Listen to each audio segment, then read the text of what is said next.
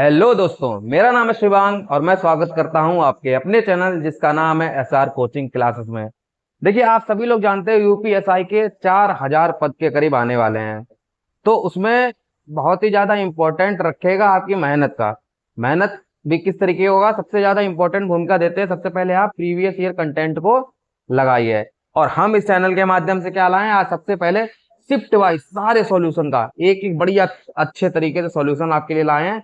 इसमें क्या रहेगा, देखिए, रीजनिंग रीजनिंग का जो है वो अगली शिफ्ट में कराया जाएगा। ठीक है, अगर आप लोगों का सपोर्ट वगैरह, सारे सब्जेक्ट का हम लोग क्रम वाइज चलेंगे। ठीक है, आज क्या लाए हैं, आज हम लोग देखिए 12/11/2021 का जो शिफ्ट फर्स्ट हुआ था, ठीक है, उसमें एक मॉक की तरह भी लाए हैं। आप अपना जितने भी आपके नंबर आते हैं तो इसमें कमेंट के माध्यम से आप करिएगा। ठीक है, ये सारी शिफ्ट को आप लगा लीजिएगा, आपका एक भी क्वेश्चन गलत नहीं होगा।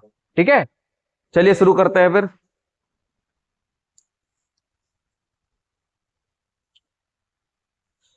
देखिए, ये क्वेश्चन जो लगे हुए हैं सबसे पहले आपको सॉल्व करना है। ये नहीं डायरेक्टली मैं लगा रहा हूं आप लगाते चले जाएगा, इसको पहले सॉल्व कीजिएगा, अपने नंबर्स को जांचिएगा और इसमें आप कमेंट के माध्यम से बताइएगा आपका कितना स्कोर रहा। ठीक है, चलिए पहला क्वेश्चन पढ़ते हैं कि दो स्थान ए और बी एक दूसरे से 4144 किलोमीटर दूर हैं। ठीक है, एक ट्रेन ए से बी के लिए उसी समय निकलती है जब दूसरी ट्रेन बी से ए के लिए निकलती है। दोनों ट्रेनें 37 घंटे के अंत में मिलती है। यदि ए से बी तक जाने वाली दूसरी ट्रेन से 37 किलोमीटर प्रति प्रति घंटे तेज चलती है तो तेज चलने वाली ट्रेन की गति ज्ञात कीजिए।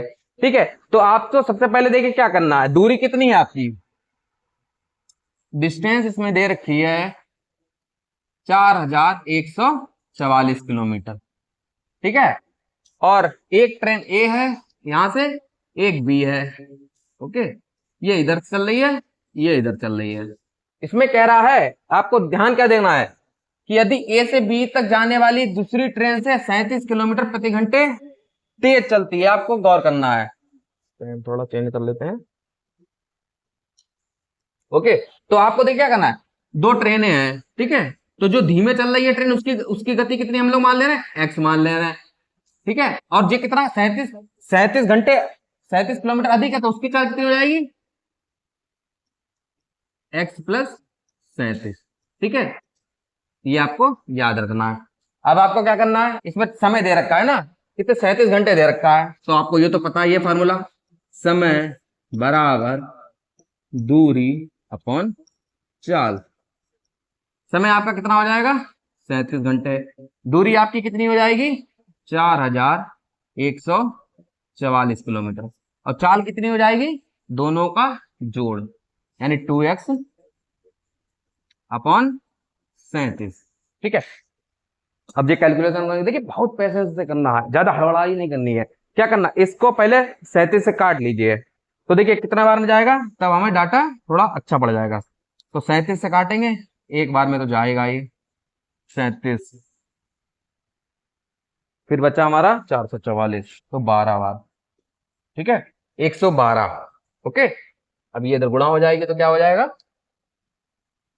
2x प्लस 37 बराबर 112।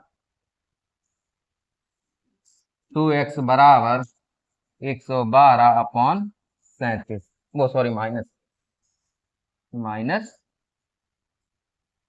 37।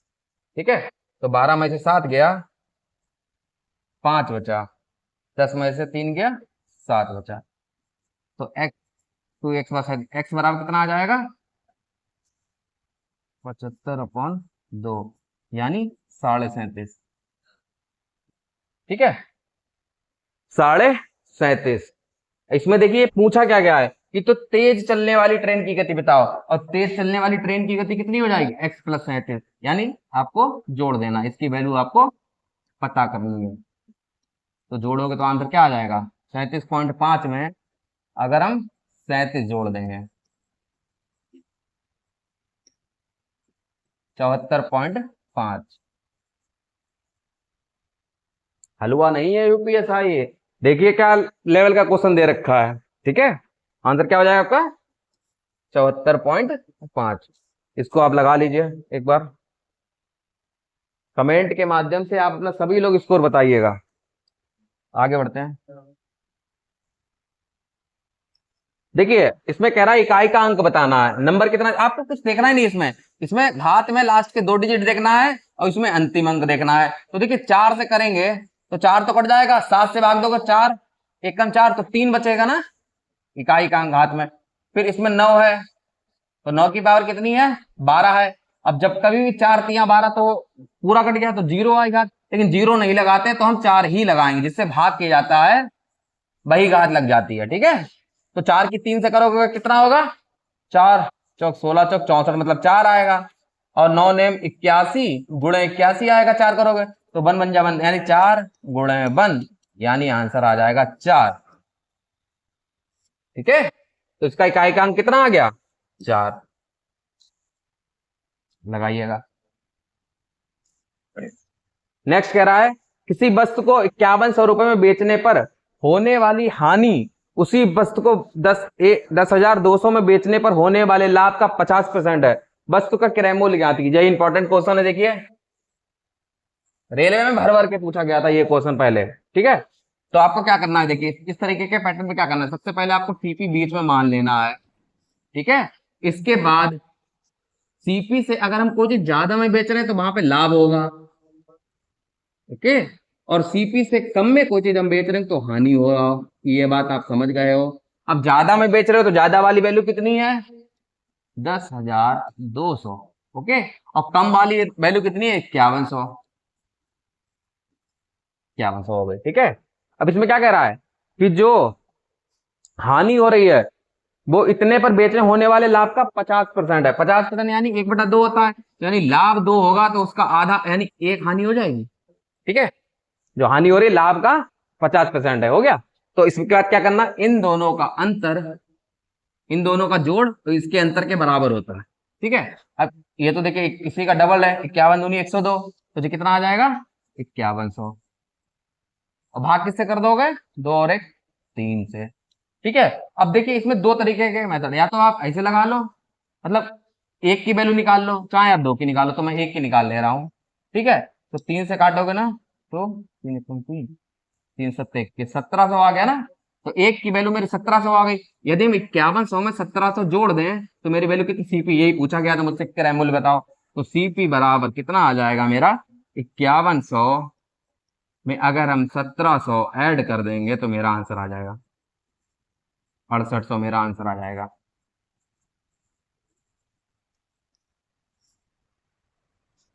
अड़सठ सौ मेरा आंसर आ जाएगा। सेकंड आप ये भी कर सकते हो, 2 की वैल्यू निकाल लो तो यहाँ पे 2 की वैल्यू आ जाएगी आपकी। ठीक, तो इसमें से 2 की वैल्यू कम कर दोगे तो आपका आंसर आ जाएगा सीधे। ठीक है, उम्मीद कर रहे हैं आपको ये चैनल पसंद आ रहा होगा। और इसके जस्ट बाद एक हिंदी का क्रम भी लाएंगे, यूपीएसआई के जितने भी शिफ्ट बाद सारे सॉल्यूशन हुए हैं उनका एक अच्छे तरीके से आपका डिस्क्रिप्शन कराएंगे, और इन सारी शिफ्ट को आपको लगा के जाना है। आपको कसम है इस तरीके का कि यूपीएसआई का एग्जाम आने से मतलब शिफ्ट जब भी अनाउंस हो जाएगा उससे पहले आपको सारी शिफ्ट ये लगा के जाना है। ठीक है, चलिए नेक्स्ट। नेक्स्ट कह रहा है किसी काम को 1290 दिनों में पूरा करता है, ए किसी काम को 1290 दिनों में पूरा करता है, बी उसी काम को 2580 दिनों में पूरा करता है। तो बताओ भाई अगर 7 मिलकर काम करे तो काम कितने दिन में पूरा हो जाएगा। ठीक है, तो क्या करना है, ये बहुत तरीके का पैटर्न लगा है। बच्चा भी कहता ए बराबर सर 1290, बी बराबर कह रहा है कि 2580। अब देखिए एग्जाम वाले में पहले क्या कर देता है, 5 दे दिया या 10 दे दिया, लड़के ने तुरंत बढ़ाई 10 एलसीएम लिया, भाग दे दिया 3 से। लेकिन अब क्या कह रहा है, डाटा ऐसा, चलो ये तो डाटा सिंपल दे रखा है। देखिए 12 दूनी 24, 9 दूनी 18 होता तो 1 जुड़ा 25, ये तो इसी का ही दुगना है। ठीक है, ये 1 हो जाएगा, तो ए कर रहा है 2 दिन में, बी कर रहा है 1 दिन में, और टोटल एलसीएम कितना आ जाएगा इसका, 2580। तो आपको भाग दे देना है 2580, ए प्लस बी मिलके कर रहे हैं ये। ठीक है, 2580 बराबर दे देना है 3 से, तो 3 अट्ठे 24, 3 छाक 18, 860। तो ए और बी मिलके कितना करेंगे, 860। 860 लगा दिया आंसर। ठीक है, चलिए नेक्स्ट। अब ये क्वेश्चन को पहले आप लगाइए, नहीं समझ में आ रहा फिर उसके बाद ही देखिएगा। ठीक है, तो देखिए पहला कह रहा है कि एक देता कार्ड को 16,740 रुपए में बेचने पर 24% का लाभ होता है। डेटा कार्ड का, ये देता कार्ड नहीं डेटा कार्ड लिखा हुआ है, ठीक है, आप सही कर लीजिएगा, डेटा कार्ड। ठीक है, तो डेटा कार्ड का क्रय मूल्य ज्ञात कीजिए। देखिए क्रय मूल्य मैंने आपको पहले बताया है कि क्रय मूल्य ऑलवेज 100 रुपए आप मान लो। ठीक है, और कह रहा है कि 24% का लाभ हो रहा है, और 100 रुपए की चीज है, 24% का लाभ कब होगा, जब आप बेचोगे 124 रुपए में। 24% का लाभ होगा यानी 124 रुपए में आप बेचोगे, ये आपका एसपी हो जाए। इसकी वैल्यू दे रखी है, तो कितनी दे रखी है आपको, 16,740 124, और मुझे निकालना क्या है, क्रय मूल्य। क्रय मूल्य मैंने कितना माना था, 100। ठीक है, अब इसको काट लीजिए। 4 4 3 12, 4 1 4।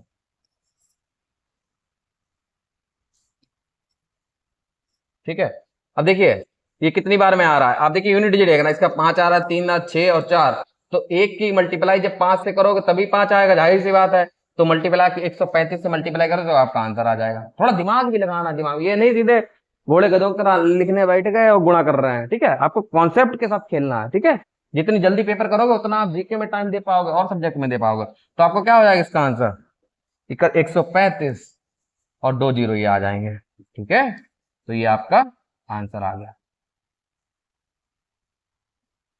Incoming voice call from Nilesh Babu Narega. चलिए आगे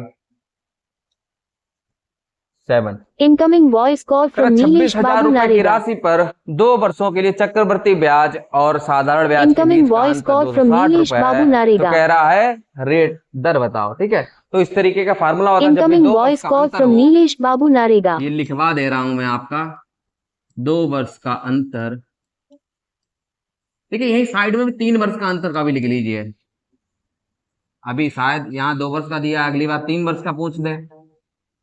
3 वर्ष का अंतर। ठीक है, अंतर को डी से नोट करते हैं। ठीक है, डिफरेंस। तो इसका आंसर क्या हो जाएगा, डी बराबर पी आर स्क्वायर अपॉन 100 का स्क्वायर। ये फार्मूला होता है 2 वर्ष के अंतर का। 3 वर्ष का हो जाएगा। आपको देखिए पूरा फार्मूला ये रखना है, इसमें क्या जोड़ देना है, बस आर प्लस 300 अपॉन 100, ये आपको जोड़ देना है बस। ठीक है, ये दोनों इंपॉर्टेंट फार्मूला है और काफी बार इनके सवाल बनते रहते हैं। ठीक है, तो आपको यहाँ पे क्या करना है, इसका यूज करना। जब वाला फार्मूला मैं मिटा दे रहा हूँ, आप लोग इसको लिख लीजिए।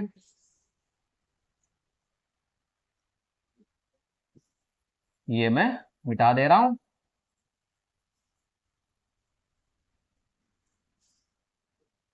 ठीक है, तो डी इसमें कितना दे रखा है, अंतर दे रखा है 260। पी कितना दे रखा है, 26,000। आर मुझको निकालना है, और 100 का स्क्वायर हो जाए, मतलब 100 2 बार हो जाएगा। ठीक, ये हो गया। तो देखिए 260 है, तो 260 चला गया, कितना बचा, 100 बचा है। ठीक है, इस 100 से ये 100 चला गया, सॉरी। तो आर स्क्वायर इक्वल टू 100, यानी आर बराबर 10% आ गया मेरा आंसर।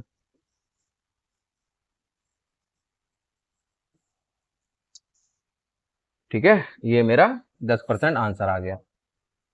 चलिए नेक्स्ट।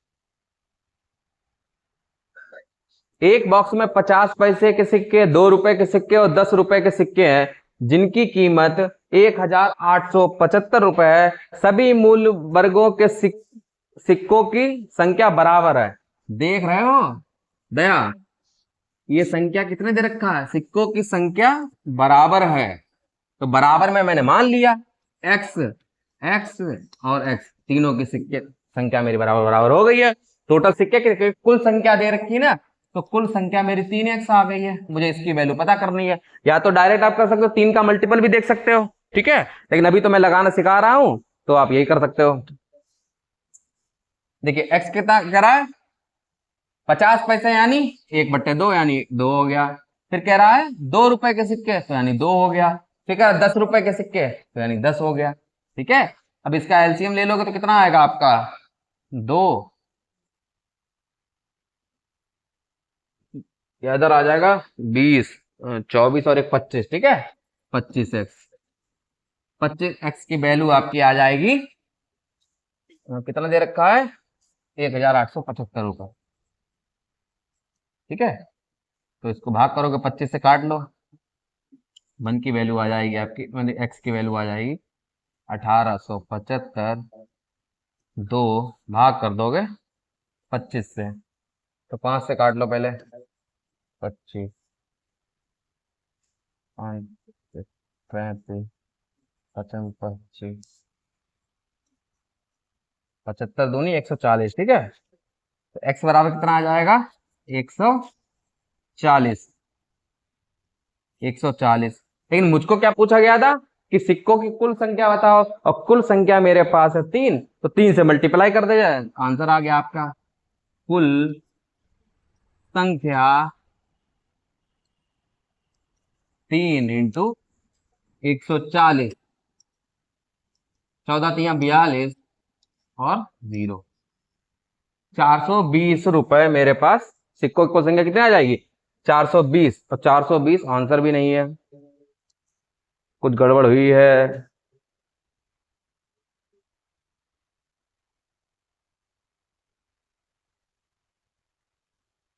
देखो भैया कहाँ पे कैलकुलेशन में गलत है, या ऑप्शन गलत होंगे। 375,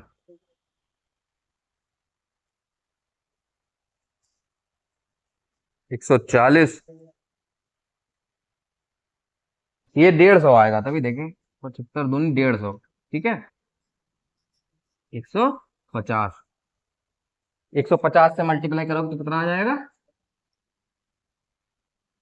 100,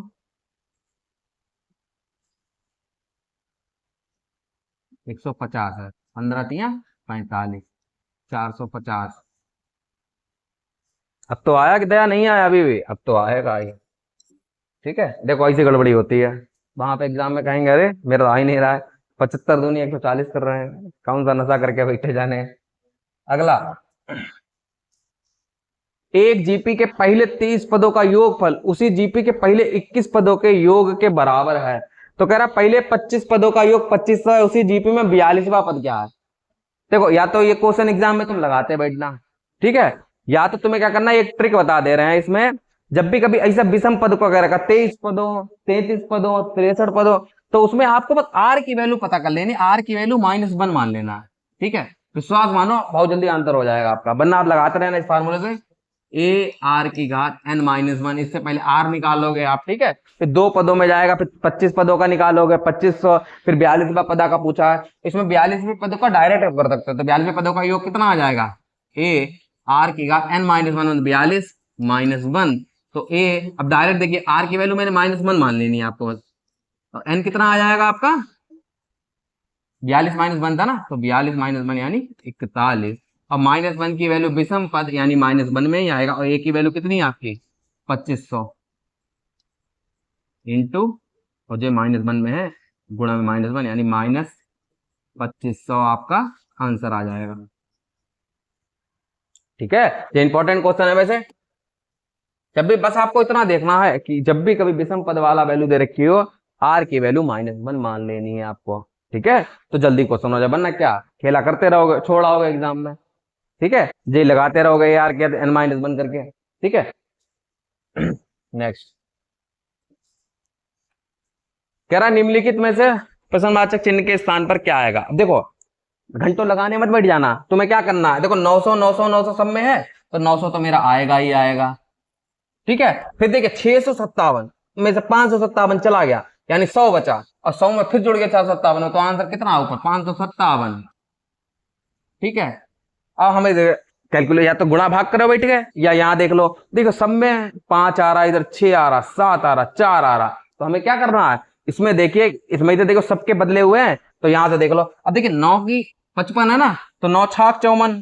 ठीक है, 7 बार में ज्यादा हो तो आंसर मेरा तुरंत मुझे पता लग गया 0.6188 8 देख रहा हूँ कितनी बढ़िया कैलकुलेशन मेरी। 61888 एक सेकंड में ले आया। तो आपको भी ऐसा ही करना है, ठीक है। ये आपका आंसर आ गया, ठीक है। चलिए आगे बढ़ते हैं।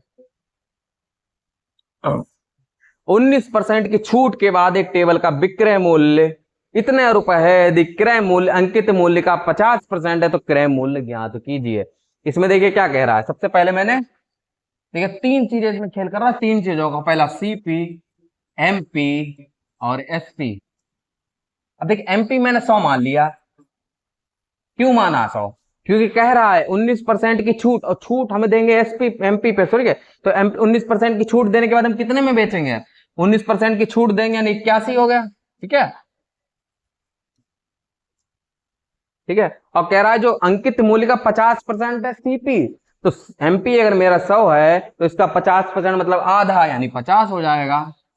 ये रामायण समझ गए पहले आप तो लोग? ये बताओ पहले कि 81 कैसे आया, 100 कैसे आया, 50 कैसे आया? समझ गए होगे, ठीक है। उम्मीद कर रहे हैं, एक साथ तैयारी कर रहे हो तो ये समझ गए हो, ठीक है। अब देख लो क्या क्या चीजें दे रखी है। कह रहा है कि विक्रय मूल्य अर्थात 81 की वैल्यू दे रखी है, रख दो 170110 81, और हमको वैल्यू किसकी चाहिए? 50 की। काट दो, ठीक है। वीडियो नहीं काट दो, इसको काट दो। अब 9 से अगर हम काट लेते हैं, 9 ने 81, 9 एकम 9, 8 हो जाएगा, 9 अट्ठे 72, 72, 9 ने 81, 0, फिर 9 से काट लो, 9 एकम 9, ठीक है। फिर कुछ तो गलत हुआ है क्या? 9 1 था यहाँ पे, गलत कर दी। 17010 है ना, तो 9 एकम 9, फिर 8 हो गया, तो 9 अट्ठे 72 हो गया, ठीक है। फिर 9 ने 81 हो गया, ये आया, ठीक है। फिर 9 से काटोगे, 9 दूनी 18, 9 एक 9 0, यानी 21 इंटू 5। अब देख 21 आ रहा है ना, तो डायरेक्ट आप भी देख सकते हो 3 और 7 का मल्टीपल होगा, 3 का मल्टीपल होगा, चेक कर सकते हो। वरना क्या है, मल्टीप्लाई कर लेते हैं।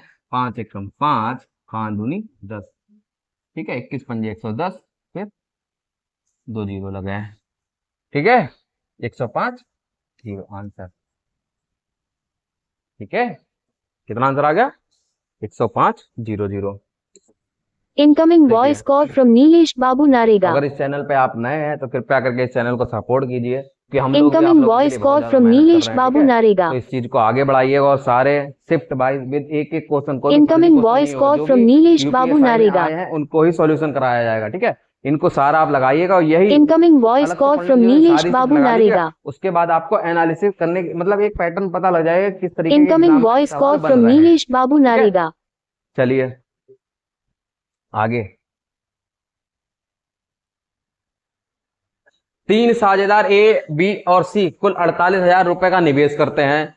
वर्ष के अंत में ए को 27,000 रुपए, बी को 324,000 रुपए और सी को 21,06,000 रुपए, 1,000 रुपए लाभ के रूप में। अब देखिए एक चीज याद रखना, इसमें आपको ये पता होना चाहिए कि जो मेरा निवेश होता है वो लाभ इंटू समय होता है, ठीक है। ये चीज आपको याद रखना है, ठीक है। मैंने लिख दी, बता दिया आपको। अब देखिए क्या करना है आपको। देखिए लाभ के रूप में, देखो जो लाभ मिल रहा है उसी, क्योंकि समय कांस्टेंट है, तो आपको क्या करना है, जो लाभ मिल रहा है उसी रेशियो में आपको इन्वेस्टमेंट भी होगा। तो लाभ, देखिए लाभ का मैं लिख ले रहा हूं, कितना है? 27,000, 27,000 कॉमा 32,400, थर्ड है 21,600 रुपये। ये हो गया, देखिए 2 जीरो मैंने सबसे काट दी, ठीक है। तो आंसर मेरा इधर आ गया 270, 324 और 216। अब ये मैं काट ले रहा हूं 3 से, ठीक है। 3 नेम 27, 0, 3 एकम 3, 3 अट्ठे 24, 3 सत्ते 21, 3 दूनी 6, 9 से फिर कट जाएगा, 9 धाम 90, 9 एकम 9, 9 दूनी 18, 9 अट्ठे 72, ये मेरा निवेश का भी आ गया, ठीक है। तो ए ने कर रहा है 10, बी कर रहा है 12 और सी कर रहा है 8 रुपए निवेश। तो मुझे देखिए पता क्या करना, टोटल टोटल दे रखा है 48,000। तो मुझे पता करना ए और सी ने मिलकर कितनी राशि निवेश की। तो ए कर रहा है 10 और 18 की वैल्यू मुझे निकालनी है। तो आप रख दीजिए 48,000 और जो वैल्यू टोटल किसकी आ जाएगी, 12 8 20 और 10 30 की वैल्यू 30। और यहां पे मुझे मल्टीप्लाई किससे कर देनी है, 18 से, ठीक है।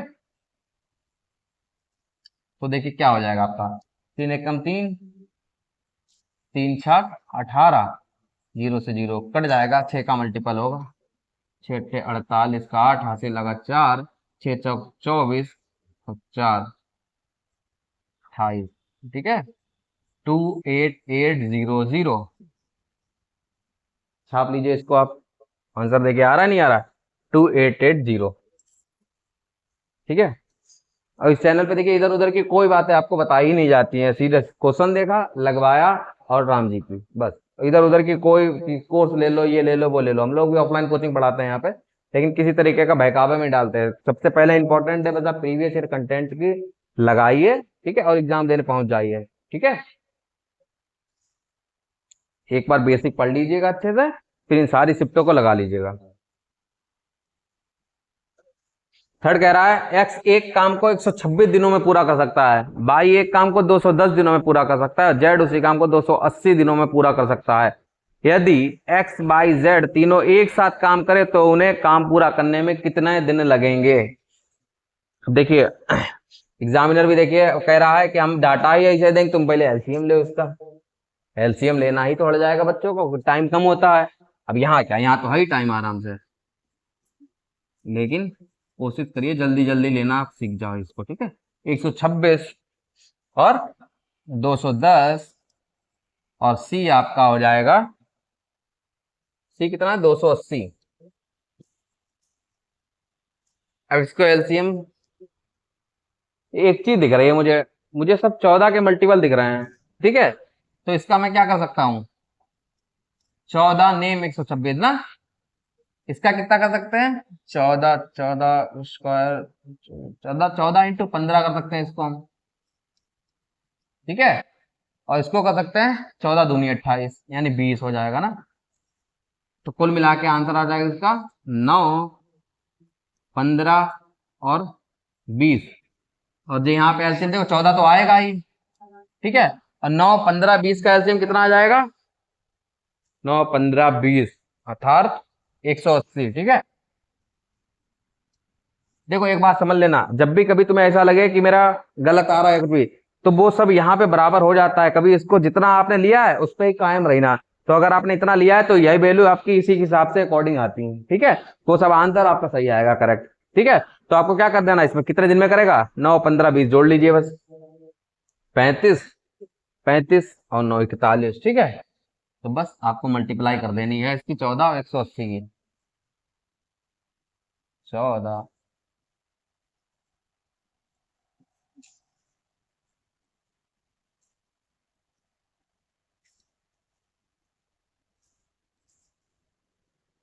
ठीक 25 20 कितना आया 2520, और मुझे मल्टीप्लाई कर देनी है 280 से, ठीक है। अब 0 से 0 कट गया। तो एक बात समझ लो, 252 है तो सब 6 के मल्टीपल तो है ही है। तो अगर 6 से मल्टीप्लाई करेंगे, भाग करेंगे अगर हम 28 को 252 से, तो करीब मेरा 6 तो 6 के करीब, तो वो सॉरी यहाँ 280 क्यों कर दिया मैंने, जो यहाँ पे देखा 280 और 280 लगा दिया। तो इसका अंतर कितना आ रहा था 41, ठीक है। तो 41 से अब मैं भाग दे रहा हूं, यानी 2520 अपॉन 41, ठीक है। अब देखिए 6 बार में तो है ही है, तो 6 बार में तो करेंगे ही। तो 6 कम 6 6 चौक 24, ठीक है। 12 में से 6 गया 6 बचा, 24 60 बचा। अब 60 बचा, 41 दूनी तो ज्यादा हो जाएगा, तो यानी 1 आएगा 61। और फिर ये वाला आप करने की जरूरत ही नहीं आपको, जब आपको पता लगेगा कि सब में बदले हुए हैं ना डिजिट, तो 61। तो आंसर आपका कितना हो जाएगा 61 सही 19/41, ये आपका आंसर हो जाएगा। ठीक है, ये आपका आंसर आ गया। 19 सही, वो 61 सही, 19/61 सही, 19/41 आंसर आ गया। अगला क्वेश्चन कह रहा है कि मनोज ने 19,500 रुपए को दो, ये मोस्ट इंपोर्टेंट क्वेश्चन है, इस पैटर्न के क्वेश्चन आपको समझना चाहिए, ठीक है। कई समझोगे कि इतने रुपए को दो अलग अलग योजनाओं ए और बी में लगा दिया है उन्होंने। तो कह रहा है कि 30% और 12% की साधारण ब्याज दर पर निवेश कर दिया है। फिर कह रहा है 2 वर्षों में अर्जित साधारण ब्याज, मतलब दो वर्षों में जो उनसे टोटल ब्याज आ रहा है वो कुल राशि 7,675 रुपए है। कह रहा है कि योजना ए में कितना निवेश किया गया है। देखिए इस तरीके का बहुत इंपॉर्टेंट क्वेश्चन है, इसे चक्रवर्ती ब्याज का भी इसी तरीके का पैटर्न पूछा जाता है। तो आपको क्या करना है, ये टोटल रुपए कितने हैं, 19,500 रुपए हैं, इनको दो अलग अलग योजनाओं में निवेश किया जा रहा है। तो पहला कितना निवेश किया जा रहा है, 30%। और देखिए साधारण ब्याज कभी मैंने आपको बताया था एसआई बराबर क्या होता है, आरटी, ठीक है। 30% है 2 वर्षों के लिए, यानी कितना आएगा 60%, ठीक है। और जो 12.5% है 12.5%, इसको 2% करोगे यानी 12 दूनी 24 और एक 25% आ जाएगा, ठीक है। 25% और 60%। अब देखिए 60% को हमें तोड़ लेना है बस, जो 25 है 25 इधर भी होगा, जब 60 है तो 25 को होगा, जाहिर सी बात है 25 यहाँ पे होगा, और 25 में 35 ऐड कर दोगे तो यहाँ पे होगा, ठीक है। 60 को मैंने तोड़ लिया 25 और 35% में। अब मुझे देख लीजिए कि टोटल जो ब्याज आ रहा है उसमें 25% की रोल कितना है। तो 19,500 का 25% में निकाल ले रहा हूं, बस इससे 25 से आपको गुणा कर देना है, 195 और 25 से।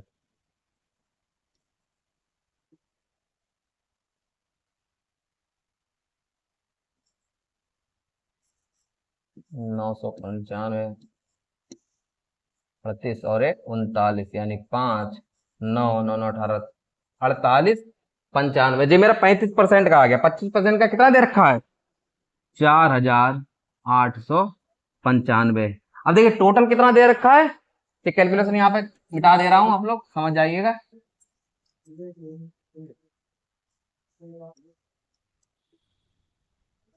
यहाँ पे कैलकुलेशन मिटा दी। अब देखिए कितना हुआ, 25% का आ गया, 35% का बचा है। तो टोटल कितना ब्याज दे रखा है, 7,675 में से अगर हम 4,875, ये 75 आएगा, ठीक है 75 है, 4,875 अगर माइनस कर देंगे, 8 बचा और 7 में 4 गया 2 बचा, ठीक है। कितना आ गया, 35% की वैल्यू दे रखी है। अब 28,000 आया है, जो मेरा कितने का आया, 35% की वैल्यू दे रखी है। मुझे किसकी वैल्यू चाहिए, 100% की वैल्यू चाहिए, जाहिर सी बात है, कोई भी वैल्यू अपने में 100% ही होती है। तो 5 से काट दो, 5 7 35, 5 25, 5 6 30, 0 7 8 56, यानी आ गया 8,000।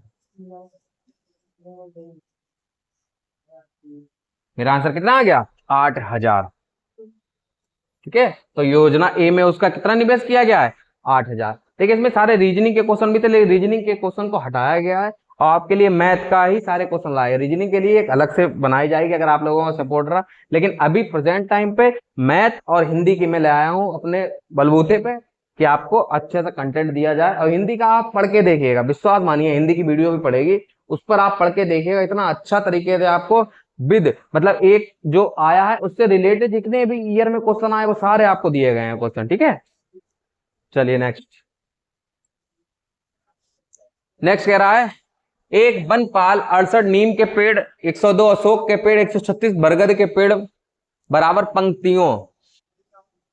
पंक्तियों में लगाना चाहता है, साथ ही वे पेड़ के अलग अलग पंक्तियां बनाना चाहता है। तो आवश्यक पंक्तियों की न्यूनतम संख्या। देखिए एक चीज याद रखिएगा, अगर पंक्तियों की न्यूनतम संख्या पूछे तो आपको मासा से भाग देना पड़ेगा, और अगर वो सीधे कह देता पेड़ निकालो, कितने पेड़ लगाए एक लाइन में, तो आपको डायरेक्ट पेड़ का ही मासा ले लेना है। लेकिन इसमें क्या करना है, इंपॉर्टेंट क्वेश्चन है, इस पे भी इंपॉर्टेंट क्वेश्चन लिख दे रहे हैं। तो देखिए कितना लगा रहा है, आपको क्या करना है, इसमें 68, 102 और 136, इसका क्या निकाल लेना है, HCF, हाईएस्ट कॉमन फैक्टर। तो देखिए HCF कैसे निकालते हो, दो नियरेस्ट वैल्यू का अंतर, ठीक है। तो 12 में से 8 गया, 4 बचा, 9 में से 6 गया, 3। तो इनका ये भी देख लीजिए अंतर तो आ गया, लेकिन ये सब कट रहे हैं कि नहीं कट रहे, सब कट रहे हैं, ठीक है, सब कट रहे हैं। 34 मेरा इसका HCF आ गया। अब बस अब क्या करना है, आपको इससे भाग देना है सबको। क्या कर देना, पंक्तियों की संख्या निकालने के लिए आपको 68 को 34 से भाग देना है, प्लस कर देना है 102 को 34 से भाग देना है, प्लस 136 को 34 से भाग देना है, ठीक है। तो देखिए 34 दूनी 68 होता है, 34 पिया 102 होता है, और 34 चौका 136 होता है, ठीक है। 4 हो गया, तो 4 3 7 और 2 9। तो पंक्तियां कितनी आ जाएंगी, 9 पंक्तियां, 9 पंक्तियां आ जाएंगी। आवश्यक पंक्तियों की संख्या कितनी हो जाएगी, 9, ठीक है। क्या किया मैंने कि इनका सबसे पहले आपको मासा ले लेना है सारे का, फिर इनका नियरेस्ट वैल्यू का अंतर ही मासा होता है आपका, तो 34 आ गया। फिर क्या करना है, पंक्तियों में जब भी कभी हो तो आपको डिवाइड कर देना है। मैंने डिवाइड किया सारा, तो इन सबको जोड़ दिया तो मेरी 9 पंक्तियां आ गई हैं, ठीक है। चलिए अगला क्वेश्चन।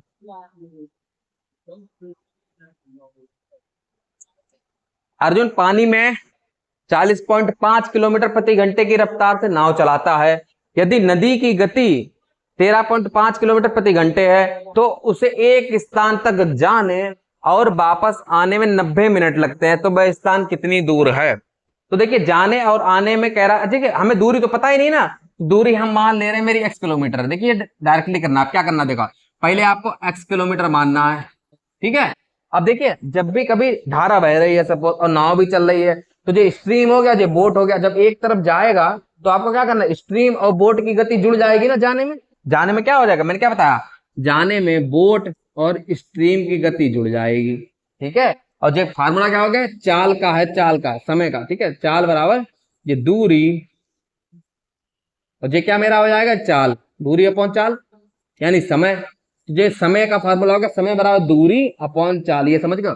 बी प्लस एस कैसा है, बी मतलब बोट है, एस मतलब स्ट्रीम है। जब डाउन स्ट्रीम में कोई चीज जा रही है तो उसका दे रखा है। फिर क्या कह रहा है, प्लस लगा दिया मैंने, फिर मेरी दूरी आने में, अब आएगा तो x किलोमीटर ही आएगा, लेकिन इसमें क्या हो जाएगा, b माइनस एस हो जाएगा, क्योंकि स्ट्रीम इधर के लिए बह रही है, बोट उल्टी दिशा में आ रही है, तो स्ट्रीम जो होगी वो रोकेगी, जाहिर सी बात है उसमें रोकेगी, ठीक है। तो वो b माइनस बोट और माइनस स्ट्रीम की गति हो जाएगी, ठीक है। फिर क्या हो जाएगा, 90 मिनट, समय कितना लग रहा है, 90 मिनट, मिनट को सेकंड 60 से भाग कर दो, घंटे में बदल जाएगा, ठीक है। 3 तिया 9, 3 दूनी 6। अब ये चीज आपको सॉल्व कर लेना है। इसमें b प्लस एस करोगे तो कितना होगा, b यानी कितना मेरा, आप लिख लीजिए, b मेरा है बोट की गति 40.5 और s की गति कितना हो जाएगा, 13.5, ठीक है। तो पहले जोड़ देना है आपको, जोड़ो कितना आएगा, 54 किलोमीटर, ठीक है। तो यहां पे आया मेरा 54 किलोमीटर।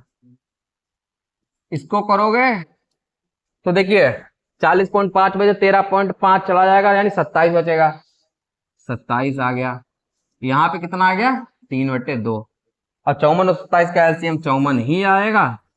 54 एक 54 होता, 27 दूनी 54 हो जाएगा, बराबर 3/2 यानी 3x, 3x यानी 3 जे कट जाएगा ना इससे, 3x, x बचेगा, और 2 से काटोगे तो कितना आएगा, 2 दूनी 4, 2 सच्चे 14। तो x बराबर मेरा आ गया 27 किलोमीटर, x बराबर कितना आ गया, 27 किलोमीटर। देखिए इंपॉर्टेंट क्वेश्चन है ये भी, बस आपको इतना याद रखना है कि यहाँ पे दूरी मेरी x किलोमीटर है तो b प्लस एस होगा, और समय क्योंकि मैंने दे रखा था 90 मिनट दे रखा था, 3/2 घंटे दे रखा था, तो x अपन b माइनस एस हो गया, b प्लस एस कर दिया और b माइनस एस कर दिया, एलसीएम ले लिया, 27 किलोमीटर मेरा आंसर आ गया, ठीक है। दूरी मेरी कितनी थी, 27 किलोमीटर। चलिए आगे, जितने भी आपका आंसर बनता है वो आपको कमेंट बॉक्स में लिखना है कि आपके इसमें स्कोर रहा कितना, ठीक है। देखिए क्या है कि वह संख्या ज्ञात कीजिए जिसे 124 से गुणा करने पर 2583 बढ़ जाती है। वाह भाई वाह, इंपॉर्टेंट सवाल। कैसे कि इंसान पेपर हॉल में बच्चे समझ ही नहीं पाएगी कि क्या कह क्या रहा है, इसकी लैंग्वेज ही नहीं समझ पाएगा। तो आपको क्या कर लेना है, संख्या मेरी x है, ठीक है, कह रहा वह संख्या ज्ञात कीजिए जिसे 124 से गुणा करने पर, तो 124 से गुणा करने पर फिर कह रहा है कि 2583 बढ़ जाती है। बढ़ कितनी जाती, मतलब उसके पास x तो होगी, इतनी संख्या तो उसके पास थी और इतनी और बढ़ जाती है। लड़का क्या कर देगा, डायरेक्ट इसकी वैल्यू यही रख देगा, ठीक है। पेपर में हड़बड़ाई जाहिर सी बात है, होती है कंफ्यूजन। तो क्या करेगा, 124 से गुणा करेगा और यहाँ पे क्या कर देगा, 2583 और 124 से काट देगा, ठीक है। शायद ऑप्शन भी आ जाए वहां पे, लेकिन आपका आंसर क्या होगा, चले जाओगे तुरंत आप गड्ढे में, ठीक है। तो 124 x इक्वल टू, अब x प्लस 2583, ये माइनस हो जाएगा, 123 x इक्वल टू 2583, x बराबर 2583, 123। अब एक बात देख लो, सारे डिजिट बदले हुए हैं, 2 3 4 1। अब देखो 3 की मल्टीप्लाई हम 2 से करेंगे तो 6 होता, 3 की मल्टीप्लाई 1 से करोगे तभी तो 3 आएगा। तो जाहिर सी बात है 21 से मल्टीप्लाई 21 का मल्टीप्लाई है, ठीक है। तो x बराबर कितना आ गया, 21, ठीक है। आंसर आपका कितना आ जाएगा, 21। चलिए उतार लीजिए इसको।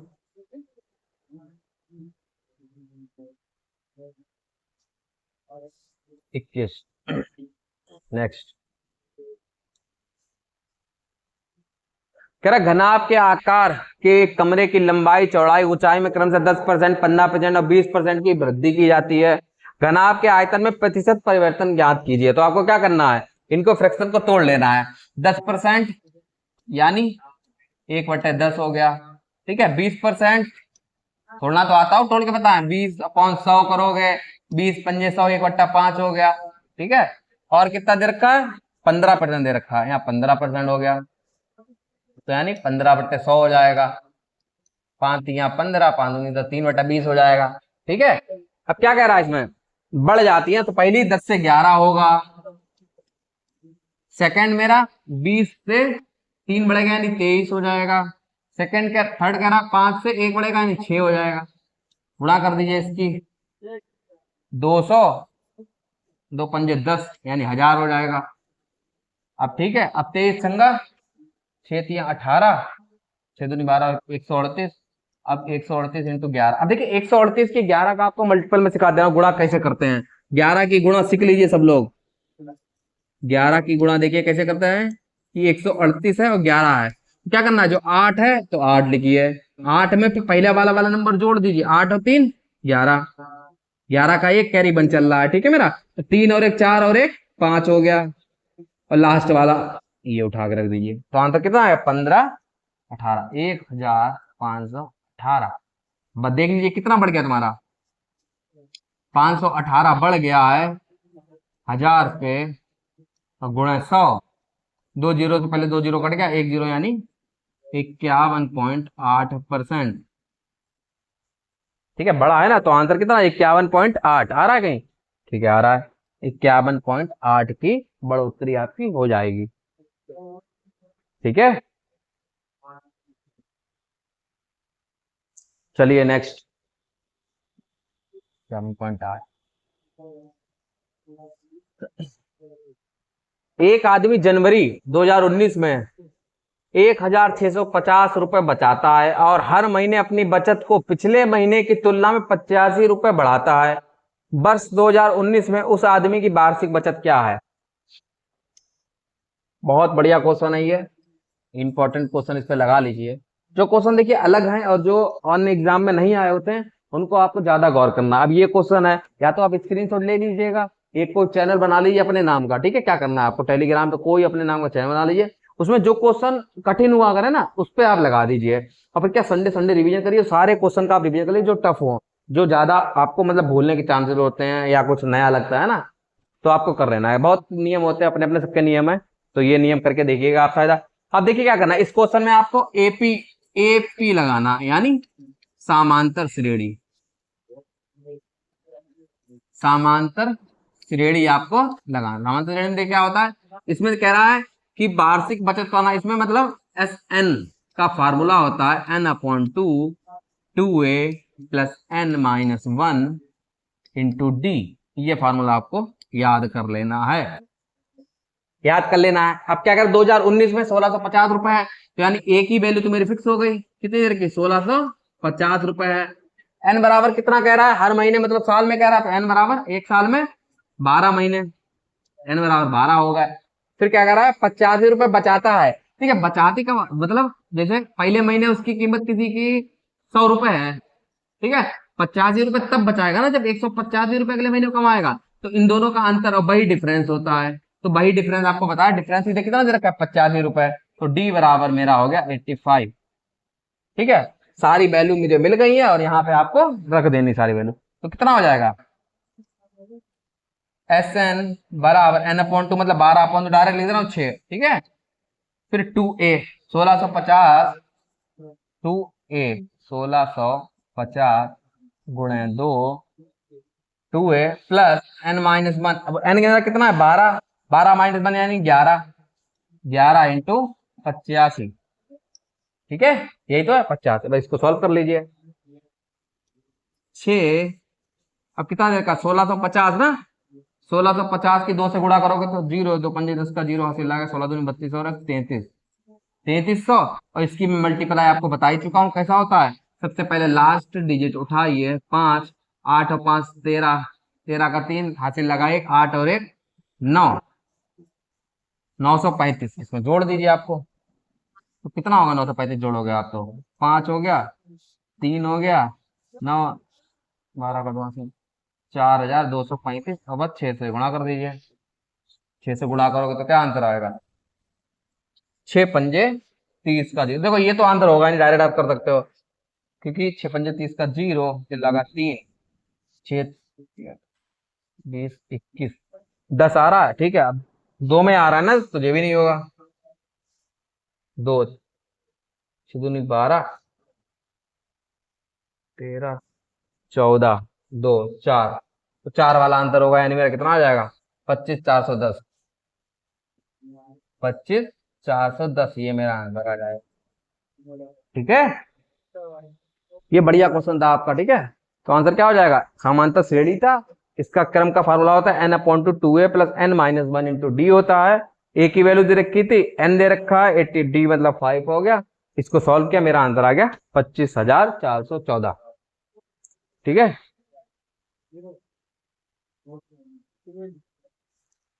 चलिए नेक्स्ट। एक पंसारी की लागत 5 महीनों में बिक्री क्रमशः इतने इतने इतने इतने इतने रुपए रही है। छठे महीने में उसकी कितनी बिक्री होनी चाहिए ताकि उसे औसतन 7,000 रुपए मिले। तो देखिए 7,000 औसतन है ना, तो टोटल कितना होगा आपका, छठे महीने के 7 संग 42,000 हो जाएगा। ठीक है, और आपको माइनस कर देना है 6,935 प्लस 7,427 प्लस 7,355 प्लस 7,730 और प्लस 6,762। इन सबका जोड़ जो है वो आपको माइनस कर देना है, और यहां पर आप करिएगा, वो आपका आंसर हो जाएगा। ठीक है, ये आपका होमवर्क में, इसका आंसर आप बताइएगा। ठीक है, खाली जोड़ना है, इससे माइनस कर देना है, डाटा जोड़ना ही पड़ेगा और कोई संभव है ही नहीं संभावना। ठीक है, क्योंकि एक एक सब में आ रहा है, तो आपको जोड़िएगा, ये माइनस कर दीजिएगा, आपका आंसर आ जाएगा। ठीक है, चलिए नेक्स्ट। अब देखिए कह रहा है रूट x 121। अब देखिए मेरे कितना, 11 एकम 11 और जो 11 का स्क्वायर है, तो रूट x इंटू 11 बराबर, अब देखिए इसमें तो माइनस ही करना पड़ेगा, तो 10 में से 3 गया 7 बचा, फिर यहाँ मेरा 10 में से 6 गया 4 बचा। ठीक है, फिर जो मेरा हो जाएगा 5 5 15 में से 7 गया 8 बचा ना, 15 में 7 गया 8 बचा जी मेरा, और जो हो जाएगा 22 22 में से 22 0 हो जाएगा। ठीक है, अब ये किससे कटेगा, 11 7 77 और 7 84, 11 7 77, यानी रूट x की वैल्यू हो जाएगी 77 और x बराबर हो जाएगा 77 इंटू 77। हम ये भी कर सकते हैं कि मेरा 11 का मल्टीपल कौन सा होगा, जो चेक कर सकते हैं। तो देखिए क्या होगा, 9 9 18, 5 और 2 10, 10 18 नहीं होगा, तो 6 2 8, ये भी नहीं होगा, 5 और 2 7, 7 हो गया, 9 8 17 हो गया, 17 में 7 10, ये भी नहीं होगा, 5 और 2 7, 7 16, 16 में से 7 गया। चलो फिर कर ही लो फटाफट, ठीक है। 7 बचा, 7 7 14 का 4 बचा, हंसी लगाए, 7 और 1 8, अरे 77 है, सॉरी क्या कर रहा हूँ, 77, ठीक है। तुरंत 77 का मल्टीपल कर लीजिए, 7 7 49 का 9, 7 7 49 53, 7 7 49, 7 7 49 53, ठीक है। तो 9 5929, तो ये मेरा आंसर आ जाएगा। कितना आ गया, 5929, ठीक है, 5929, ये मेरा आंसर आ जाएगा।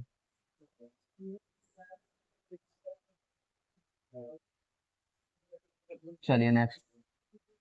नेक्स्ट कह रहा है उस गोले का पृष्ठीय क्षेत्रफल, ये थोड़ा पृष्ठीय क्षेत्रफल, ठीक है। पृष्ठीय क्षेत्रफल ज्ञात कीजिए जिसकी त्रिज्या मतलब आर दे रखा है 25 सेंटीमीटर और पाई की वैल्यू दे रखा है 3.14। अब देखिए अगर 22/7 होता तो हम डायरेक्ट 11 का मल्टीपल चेक कर लेते, लेकिन 3.14 दे रखा है, गोले का पृष्ठीय क्षेत्रफल कितना होता है 4 पाई आर स्क्वायर, देखिए लिख ही दे रहा हूँ 4 पाई आर स्क्वायर। 4 पाई की वैल्यू कितनी 3.14 इंटू आर स्क्वायर, आर की वैल्यू मेरी कितनी दे रखी 25, तो यानी 25 गुणा 25, 0 25 चौका 100, 4 से 4 कट जाएगा, और 3 तो 14 की 25 से मल्टीप्लाई कर लीजिए, बस 314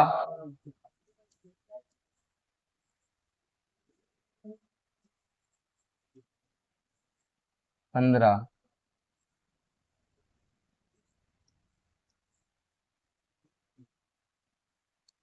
7850, ठीक है, 7850, ये मेरा आंसर आ जाएगा, ठीक है। फार्मूले आपको मैं शुरू से सारे याद रख लेना है। गोले का पृष्ठीय क्षेत्रफल का कितना होता है 4 पाई आर स्क्वायर।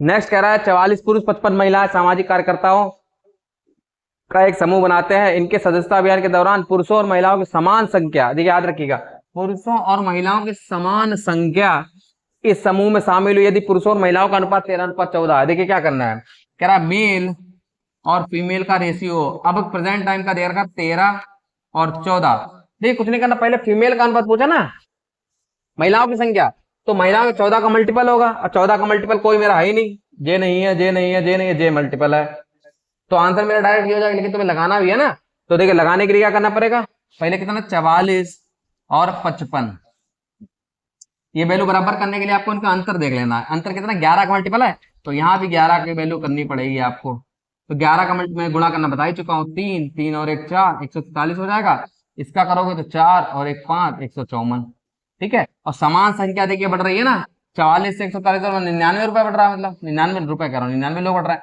और 55 से 154 ये भी 99 बढ़ रहा है, ठीक है। समान संख्या हो गया, 154 आंसर मेरा आ जाएगा, वरना आप क्या कर सकते थे 14 का मल्टीपल होगा, ये आंसर होगा, ठीक है। देखिए ग्राफ वाला अगर आपको ये नहीं दिख रहा है तो मैं लिख के बता दूंगा आपको, ठीक है। हम लोगों के पास भी पीडीएफ भी इसी फॉर्मेट में उपलब्ध थी, ठीक है। तो देखिए क्या कह रहा है कि ग्राफ दे रखा है 2016 में, ये 2016 कह रहा है 2016 और 2018 के निर्यात में, तो 2016 का दे रखा है आपको वैल्यू दे रखी है 240, ठीक है, और 2018 दे रखा है 360, ठीक है। 2016 में निर्यात का 2018 में निर्यात, तो 16 में ऊपर रखा जाएगा, ठीक है, और 2018 का दे रखा है 360, 4 संग 24, 4 नेम 36, 3 दूनी 6, 3 तिया 9, 2:3 आंसर हो जाएगा। ये चीज इसमें गलतियां ये होती हैं कि हम लोग ऊपर नीचे कर देते हैं, ठीक है, जाहिर सी बात है, तो 3/2 कर दे, 3/2 आंसर आ जाएगा, 2/3 आंसर हो जाएगा, ठीक है। चलिए नेक्स्ट। नेक्स्ट कह रहा है 2017 और 2019 के निर्यात में क्या अंतर है, 2017 और 2019 निर्यात में अंतर पूछा है। 17 में देखिए कितना दे रखा है 120, और 2019 में दे रखा है 425, तो आपको कुछ नहीं करना है, 425 और 120 का अंतर कर देना है आपको, 305 आपका आंसर हो जाएगा। ठीक है, ये देखिए सारी शिफ्टें आज हमारी हो गई है, एक शिफ्ट हो गई है मतलब। ठीक है, तो उम्मीद करते हैं आपको ये सेशन पसंद आया होगा, और इस तरीके से जुड़ने के लिए आप देखिए इसके बाद तुरंत आपकी हिंदी की वीडियो भी प्रोवाइड की जाएगी। ठीक है, तो ये शिफ्ट बंद थी, अब इसकी सेकंड शिफ्ट होगी, क्योंकि यूपीएससी के 2 शिफ्टों में हुआ था, तो सारी 54 शिफ्टों में पेपर में आपको प्रोवाइड किया जाएगा। ठीक है, तो इस चैनल धन्यवाद, बहुत बहुत आपका आभार। जय श्री राम।